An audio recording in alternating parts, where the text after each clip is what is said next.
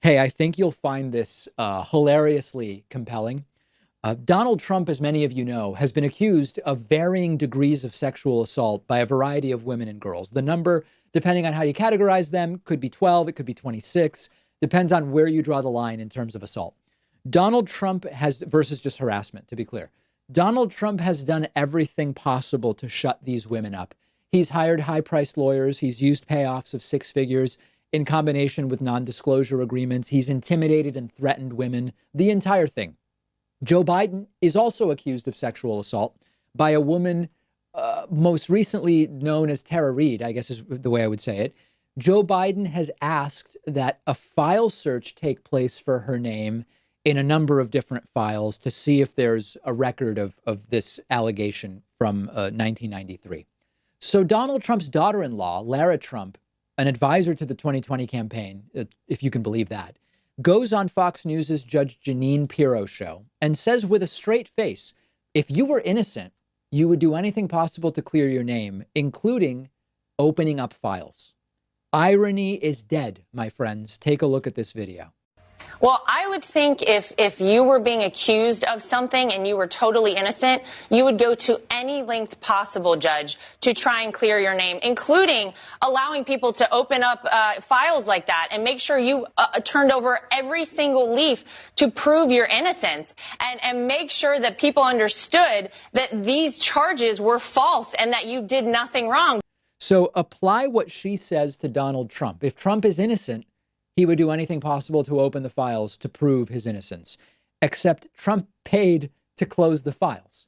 As usual, the rules apply to everyone but Trump himself. There is a whole long list of Donald Trump's accusers to whom this strategy could be applied. And yet it's not. It's the opposite. Not opening files, paying to keep files closed, using non-disclosure agreements to shut women up. Every tactic you can imagine. Now, if Judge Jeanine Pirro were a serious journalist or even just a serious commentator who wants to be taken seriously, she should have immediately said to Lara Trump, why didn't Donald Trump do that when it came to his 26 accusers? Why hasn't Donald Trump opened the files on anything or released women from non-disclosures? But Judge Jeanine is not a serious person. But remember that Lara Trump's audience is Trump himself and the Fox News crowd. They don't care about the hypocrisy. They don't care about the double standard. And when presented with the allegations against Trump, they don't care. They are not reachable. We've learned that over the last 4 years. They're hypocrites and full of it, but it doesn't matter. When your own followers won't hold you to account, why even bother being consistent or telling the truth? There's no reason to. And while we're at it, this applies to Donald Trump's taxes as well. Remember, oh yeah, I plan to release them. Well, now I'm under audit, so I'll release them when I'm not. It's been 4 years, guys. It's been 5 years, I think, since he started talking about whether he would release those tax returns. He's not going to be held accountable by his supporters either. So it's up to us to do it in November. If you love feeding your intellectual curiosity, but you're always struggling to find the time, check out one of my all-time favorite apps called Blinkist. Blinkist lets you consume an entire book on your way home from work. They take thousands of popular nonfiction books, condense each one into text or audio that you can get through in just 15 minutes, and you get all of the important core ideas and information from that book.